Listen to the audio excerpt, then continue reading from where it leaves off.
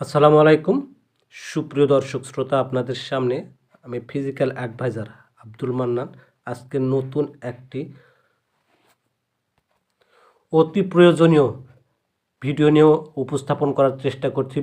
সেই ভিডিওটি শুরু থেকে শেষ পর্যন্ত দেখুন এবং আপনার জন্য এটি অত্যন্ত প্রয়োজন, যাকে বলা হয় মোস্ট অ্যাসেনশিয়াল। তাই আপনি এই ভিডিওটি শুরু থেকে শেষ পর্যন্ত দেখুন এবং আপনার শরীর সুস্থ রাখার জন্য আপনাকে কী করতে হবে সে বিষয়ে আপনি ব্যবস্থা গ্রহণ করবেন এবং নিজে সুস্থ থাকবেন। তো চলুন মূল কথায় চলে যাই। আসল কথা হচ্ছে, আমরা সারাক্ষণই মনে করি যে আমরা যত পারি খাবো দাবো কাজ করব, আমাদের কোনো সমস্যা হবে না, কিন্তু না। বয়স যখন কম থাকে তখন আমাদের সেল বিভাজন এক ধরনের হয়, বয়স বাড়ার সাথে সাথে সেই সেল বিভাজন কিন্তু পরিবর্তিত হয়ে যায়।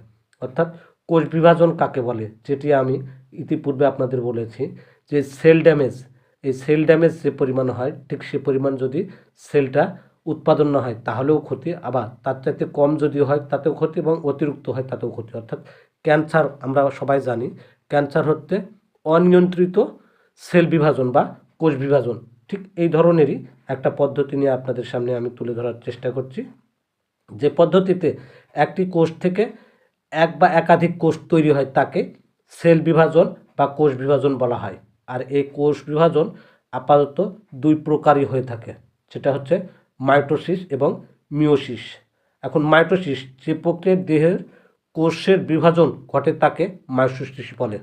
আর মাইটোসিস যেমন দেহের প্রায় সমস্ত কোষ প্রক্রিয়া বিভাজন হয় এবং এর ফলে মাতৃকোষের অনুরূপ ঠিক একই রকম দুটি কোষ উৎপন্ন হয়।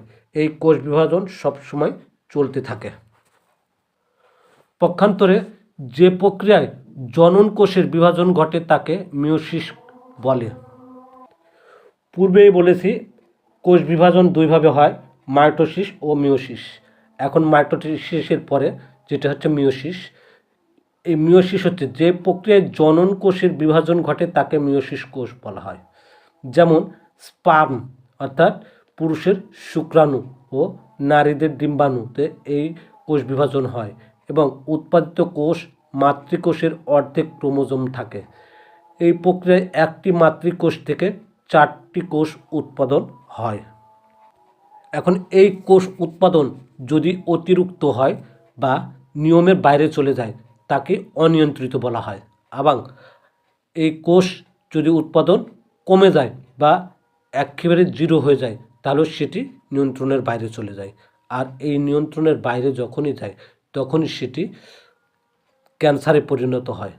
আর সেজন্যই বলা হয় অনিয়ন্ত্রিত কোষ বিভাজন এটাকে ক্যান্সার বলে।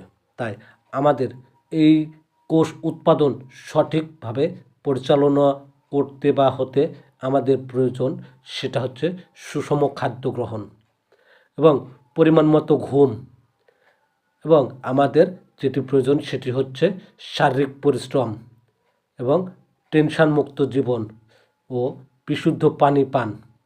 এগুলো আমাদের নিয়মতান্ত্রিক উপায়ে যদি আমরা রাখতে পারি তাহলে আমাদের শরীরটাকে সুস্থ রাখতে সক্ষম হব। তাই আমাদের সবাইকে সুস্বাস্থ্যবিধি মেনে চলতে হবে। কারণ আপনার বয়স এখন কম আছে, আপনি মনে করেন যে আমি সারা জীবন এমনই থাকবো, না, এই কথাটা ভুল। আপনার বয়স বাড়ার সাথে সাথে আপনার সেল বিভাজনটার পরিবর্তন সাধিত হয়, আর এই পরিবর্তনের কারণে আপনি যে কোনো রোগে আক্রান্ত হতে পারেন।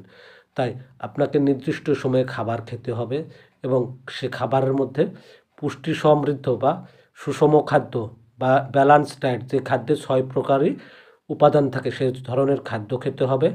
নিয়মিত শারীরিক পরিশ্রম করতে হবে, বিশ্রাম করতে হবে, ঘুমাতে হবে এবং আপনাকে অবশ্যই বিশুদ্ধ পানি পান করতে হবে। আর এই নিয়মগুলো যদি আমি মেনে চলতে পারি তাহলে আমাদের সুস্বাস্থ্য আমরা নিশ্চিত করতে পারি। তাই সুস্বাস্থ্য নিশ্চিত করার প্রয়োজন কেন, অর্থাৎ ব্যায়ামের প্রয়োজন কেন, ঘুমের প্রয়োজন কেন, সেগুলো আমার বিশ্বাস এই ভিডিও থেকে আপনারা উপলব্ধি করতে বা জানতে বুঝতে পারবেন।